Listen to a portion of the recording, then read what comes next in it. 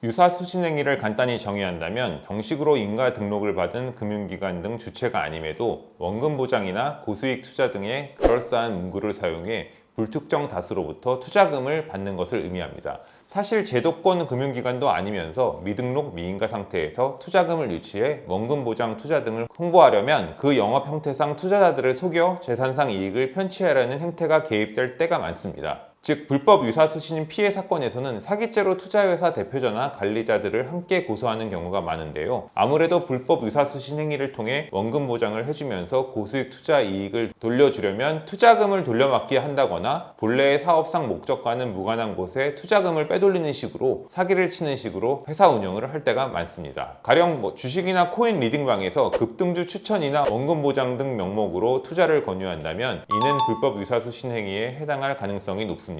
유사수신행위의 성립 요건은 어떻게 될까요? 유사수신행위는 유사수신행위 규제에 관한 법률에서 정하고 있습니다. 여기서 불법 유사수신행위는 금융관계법령에 따른 인가나 허가를 받지 않거나 등록이나 신고를 하지 않은 채 불특정 다수로부터 자금을 조달하는 것을 업으로 하는 행위를 의미합니다. 장래의 원금 전부 혹은 원금을 초과하는 수익금 지급을 약정하고 투자금, 예탁금, 예금 등 다양한 명목으로 돈을 받아가는 행위입니다. 즉 유사수신 행위가 인정되기 위해서는 금융권 관계법령에 따라 허가나 인가 등록을 해야 함에도 하지 않은 의무 위반이 있는 경우로서 불특정 다수인으로부터 자금을 조달하고 이를 사실상 영업이나 사업 목적으로 하는 행위여야 합니다. 그렇다면 투자 명목으로 돈을 받아가서 수익을 주지 못하고 있는 경우라면 항상 유사수신에 해당할 수 있을까요? 투자 명목으로 돈을 받아가서 수익을 주지 못했다고 해서 항상 유사수신 피해를 입은 것으로 단정할 수는 없습니다. 일단 상대방의 행위가 유사수신 행위 규제법 위반에 해당해야 하기 때문입니다. 만약 상대방이 업으로 투자를 한 것도 아니고 개인적인 부업이나 취미로 투자 권유를 했다면 이는 유사수신 행위법에서 규정하고 있는 대상도 아닐 뿐더러 다수인으로부터 투자금 유치를 한 경우가 아니고 1대1 관계에서 투자를 권했다면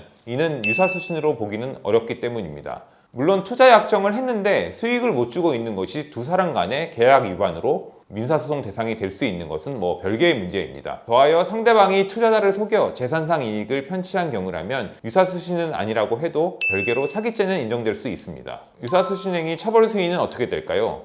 불법 유사수신 행위는 5년 이하 징역이나 5천만 원 이하 벌금으로 처벌되며 표시나 광고만 했더라도 2년 이하 징역이나 2천만 원 이하 벌금형 선고가 가능합니다. 더하여 유사수신 피해 사건에서는 가해자에게 사기죄 혐의도 인정될 가능성이 높고 피해자 수나 피해금의 규모가 클 수밖에 없어 실제 처벌 수위는 대단히 가중될 때가 많습니다. 유사수신 피해자라면 당장 해야 할 일에는 어떤 것이 있을까요? 이미 피해를 입었다면 늦은 감이 있겠으나 투자자라면 투자회사가 정식으로 등록 또는 신고한 업체인지 미리 확인해 봐야 합니다. 지인으로부터 권유를 받았다고 해도 기본적인 내용에 대한 확인도 하지 않고 계약서도 쓰지 않고 돈을 투자하면 문제가 생길 수 있습니다. 만약 유사수신 피해가 의심된다면 바로 회사 측에 요청하여 내가 투자한 자금이 정상적으로 운용되고 있는지 확인한다거나 투자금 출금이나 반환 부분을 요청하셔야 합니다. 더하여 빠르게 형사고소 등 가능한 조치를 취할 필요가 있습니다. 상대 업체에서 일단 기다려달라고 하니까 무작정 시간을 보냈다가는 유사수신 업체 운영자나 직원들이 도주한다거나 수익금을 은닉할 시간만 벌어줄 수도 있기 때문입니다. 그렇다면 변호사와 상담에서는 어떤 부분을 도움받을 수 있을까요? 불법 유사수신행위 피해자라면 형사고소와 민사소송을 동시에 진행하는 것을 고려해 볼 수 있습니다.